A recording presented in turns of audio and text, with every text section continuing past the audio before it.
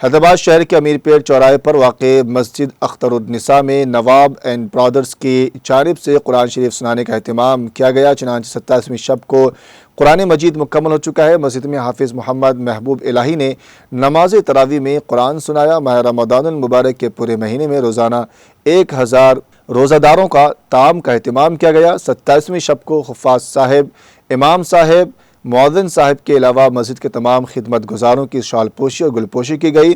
अशफाक नवाब, मुश्ताक नवाब, रज़्ज़ाक नवाब, इकबाल अली ख़ान, हाफिज़ वक़ारी महबूब इलाही भी मौजूद थे।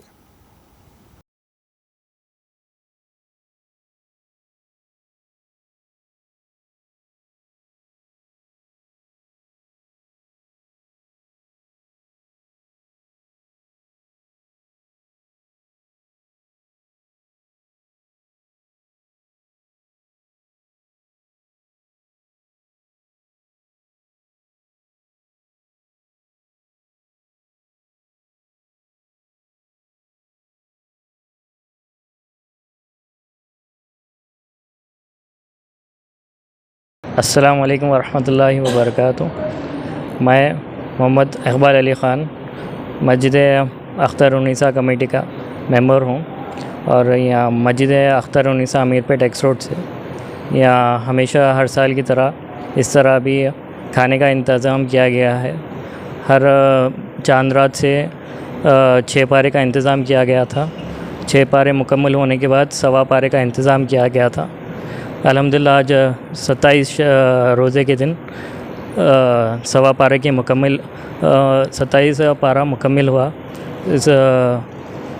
उस इवेंट में मस्जिद के जो भी सरपरस्त है, खिदमत गुज़ार लोगों के लिए अप्रिसिएशन किया गया और तमाम मस्जिद कमेटी की तरफ से आप सबको आने वाले ईद के लिए ईद मुबारक।